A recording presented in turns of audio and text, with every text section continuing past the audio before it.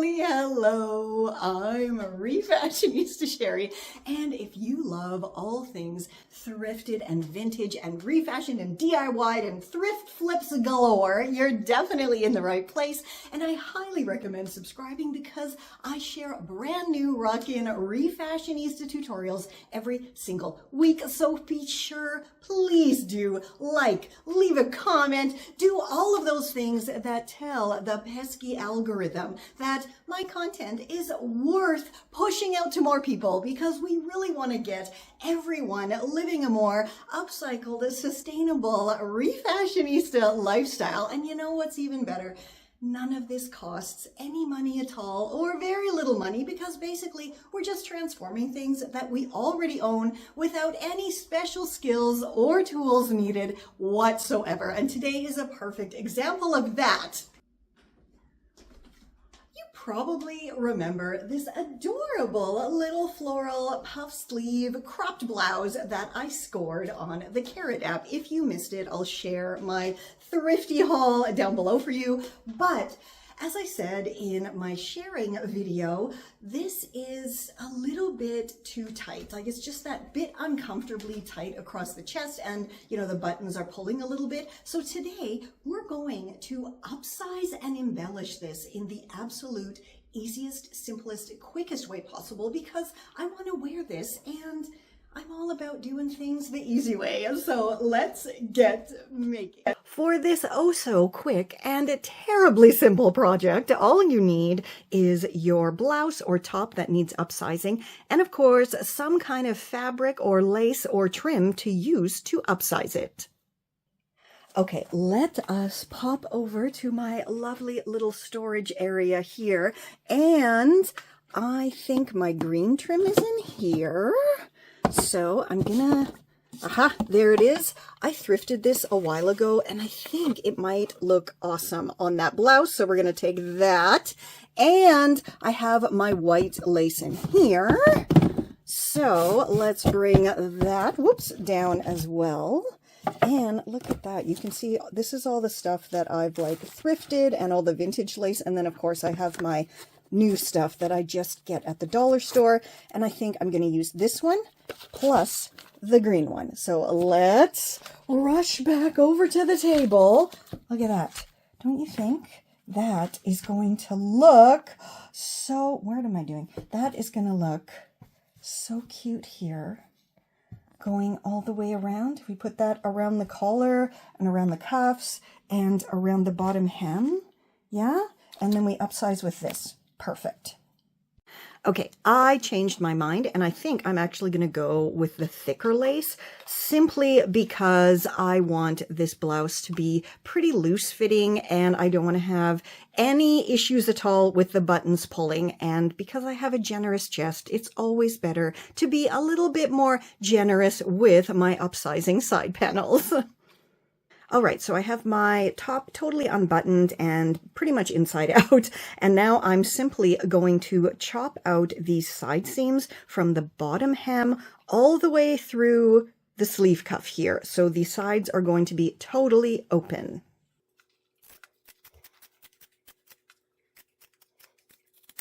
All right, so both sides are totally chopped open. Now I'm simply going to grab my lace and pop it on the bottom here of one of the sleeve cuffs, and then just stitch it all the way down to the bottom hem, and then repeat that with this side on this side of the blouse, and then repeat the whole thing on the other side.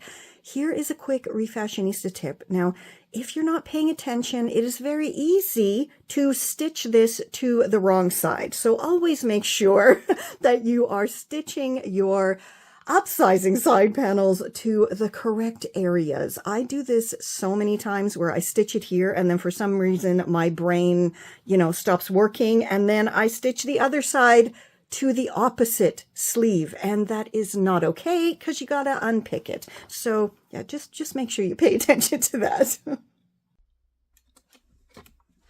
And this fits me so much better now.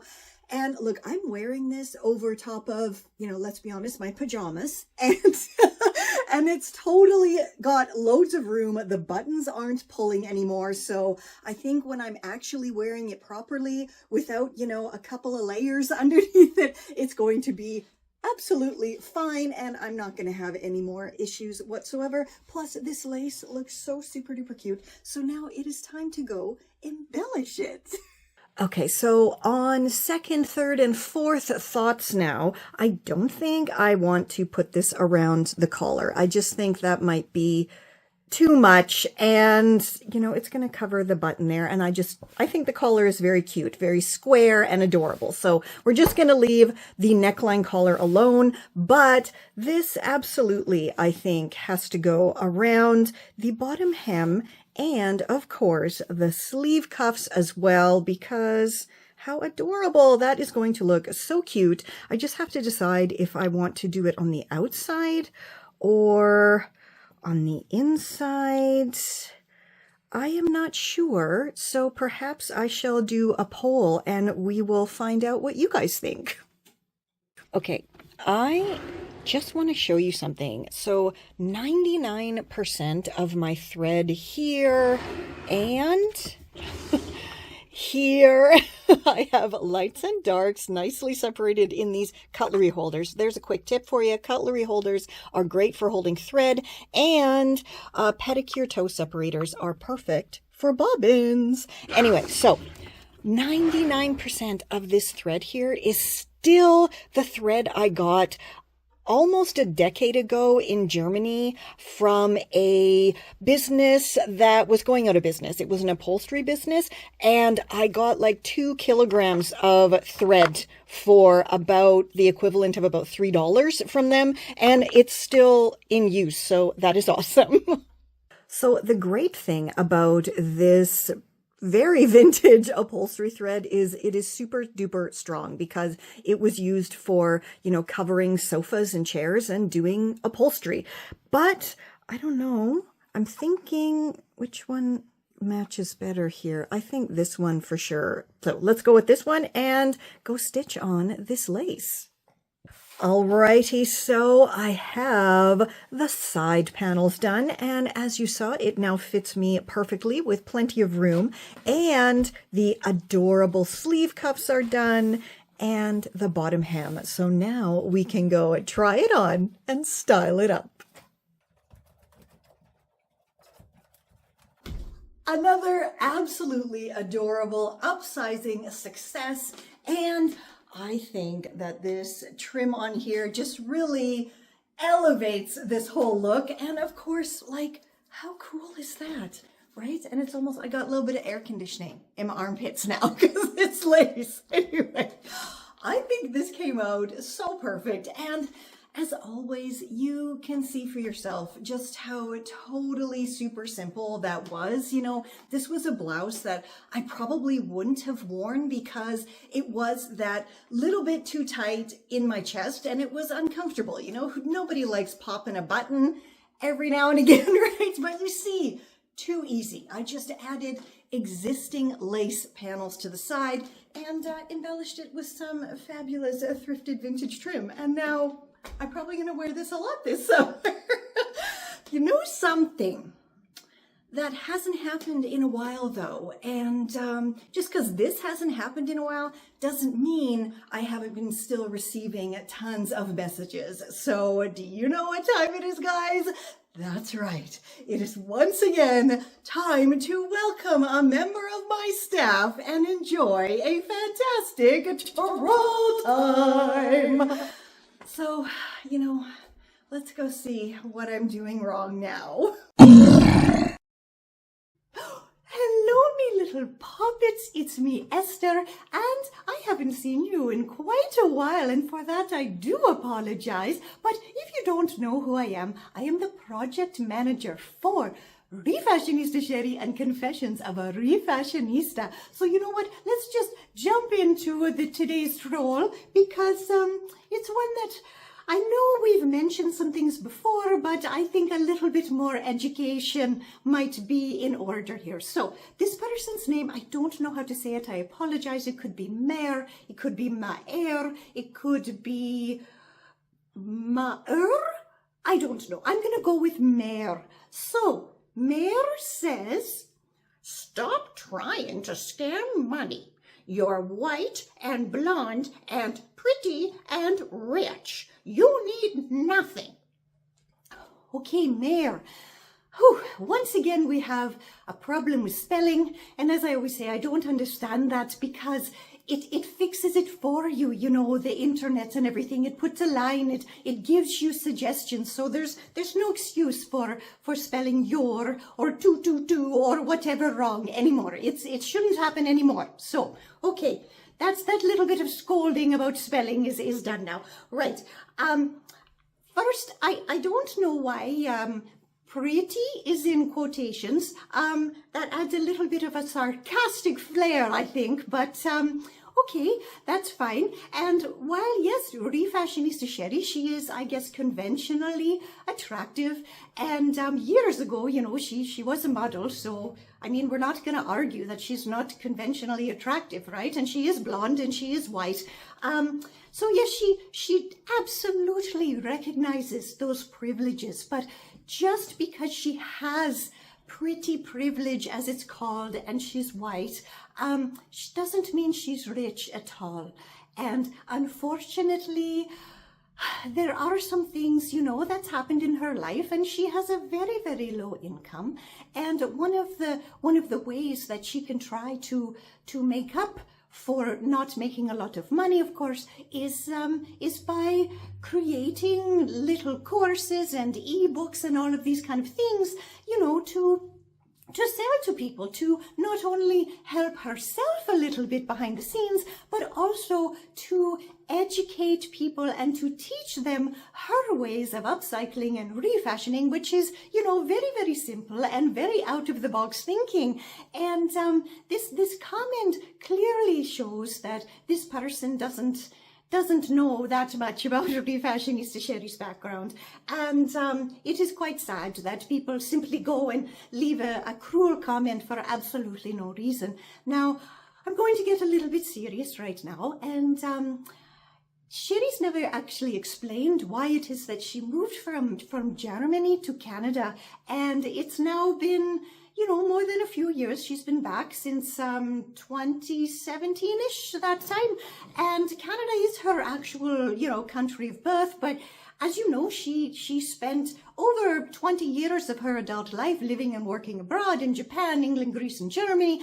And she never thought she would actually leave Germany, you know. She got married to a German. She had a baby who was born in Berlin, but then an opportunity presented itself that, while yes, there should have been the signs, it was very, very too good to be true, but at the same time, you know, I don't think anyone would have thought that this wasn't going to happen. So this opportunity came from a company in Toronto who wanted Sheri to move to Toronto and, you know, give her this job working on their website and then possibly on web series and everything. And she would be doing what she does, sharing DIYs and all of this. She actually did have a meeting prior to making this decision. She flew all the way from Berlin to Toronto, had a meeting and everything things seemed fine. She signed contracts, all of these wonderful things. And then she spent pretty much all of her life savings to move her little family from Berlin to Toronto. And after 3 or 4 months of living here, the company got sold to an American company, and any new contracts were then null and void. So she was just basically told, okay, see ya, kick to the curb, that's it, and had no recourse whatsoever. And, you know, since then, it's been quite a struggle because, unfortunately, Sheri's unable to get a proper real job. You know, she applies constantly to jobs, and one of the main reasons is she's old, right? She's 50, which means she's over the hill, which means she has all of this experience and everything, and nobody wants to hire someone if they're going to have to actually pay them a proper living wage, which is terrible. And she has even gotten responses from companies saying she is too experienced, which is a very crappy way of saying you're too old, right? And we'll have to pay you a living wage, which is completely unfair. So one of the ways that Sheri has to make her money now is she does clinical trials. And I'm not sure if you know what that is, but that is where they take healthy volunteers and they test out new medications on them. And you go into a clinic and you stay there for sometimes overnight, sometimes a little bit longer. And at the end of the day, you know, it's quite hard on the body. It's quite trying, but she absolutely does make enough money to pay some bills. And it's just a very trying thing. And there should be no reason ever for anyone to have to put their bodies through this trauma and do these kind of clinical trials. But Sheri's not the only one there. You know, sometimes there's 60 people there and they put you in almost like a camping situation where you have bunk beds and there's, you know, middle-aged people, there's students like university students, there's even older people, sometimes up to 75 years old, and they're having them climb up and sleep on top bunks. There's 6 people in a tiny room. Oh, it's very unpleasant. You have to have your blood taken a lot. The last one Sheri actually did left her quite bruised, and it was a very painful one at the end of the day. But unfortunately, you know, being a refashionista doesn't pay a lot of money, and it doesn't completely cover all of the bills. And Sheri does have people to support, and that definitely does help doing these kind of things. And as I said, she's not the only one there, you know. So when somebody thinks she's rich, I don't understand where that comes from.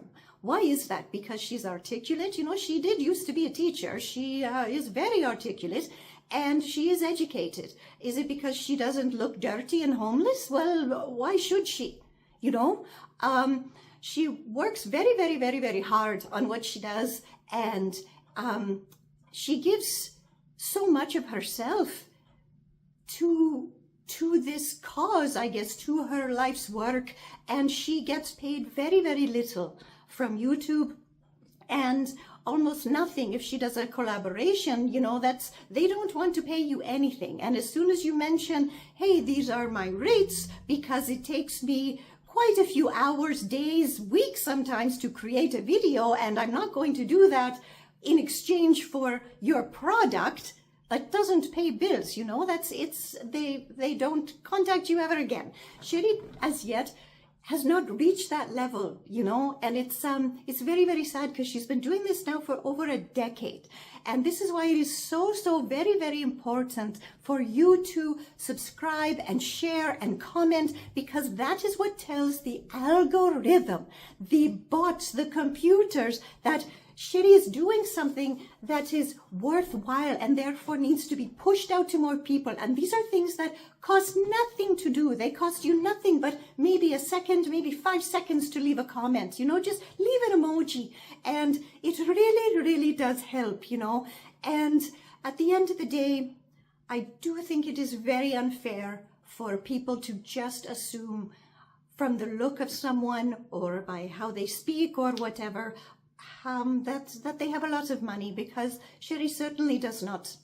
And now with how everything is increasing in price, it's getting harder and harder to make ends meet. And therefore, you know, she comes out with these new ideas, and she spends weeks creating new little mini courses that cost less than $10. She totally redoes her Patreon, so now it's only $2 a month, and she's offering free digital downloads included in that. So every single month she's creating little ebooks that she can be giving away to members who are paying the $2 a month. You know, this is all time, energy, and $2 is not a lot of money, is it? I don't think it is, but for her, it actually does make a little bit of a difference. And you also have to think, you know, she's doing all of these things at the present time for free.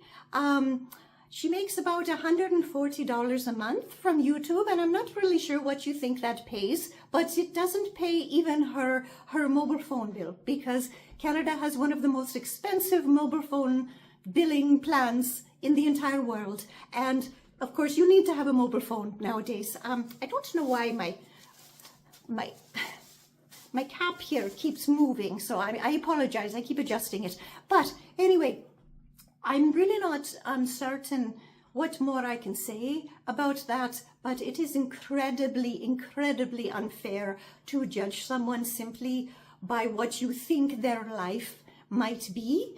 And again, the fact that she came to her country of birth to have a great opportunity, what was presented as a very stable opportunity, and then to have it yanked out from under her. Again, she moved her little family here. It's absolutely crazy. It was very, very expensive to move, starting over in a new country with nothing.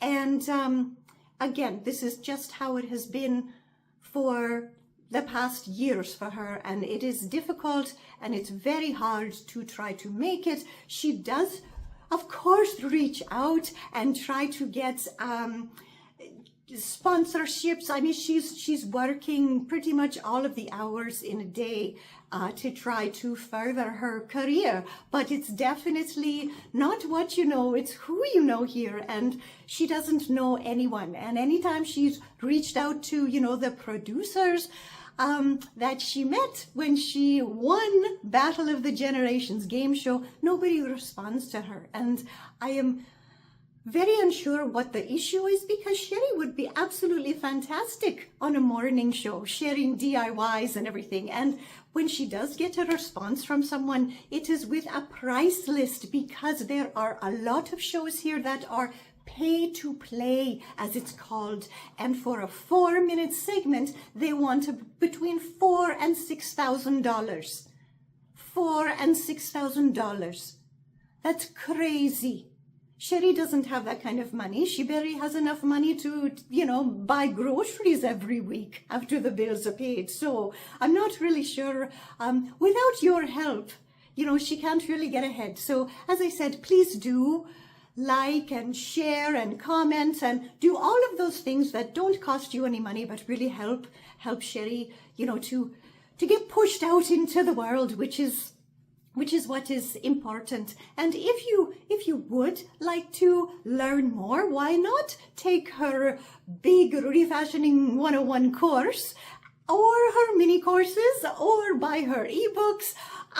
What else do we have? Or again, join her Patreon. And with Patreon, you get quite a lot of things, including monthly digital downloads. So all of these things combined, while they might not cost you personally a lot of money, it does add up for Sheri in the long run. And even something as insignificant as $2, you know, for her, it means that perhaps she can go get something from the thrift store or from the Karrot app, and maybe it's the bus fare even to go pick up something for free, because of course she doesn't have a vehicle, she can't afford a vehicle.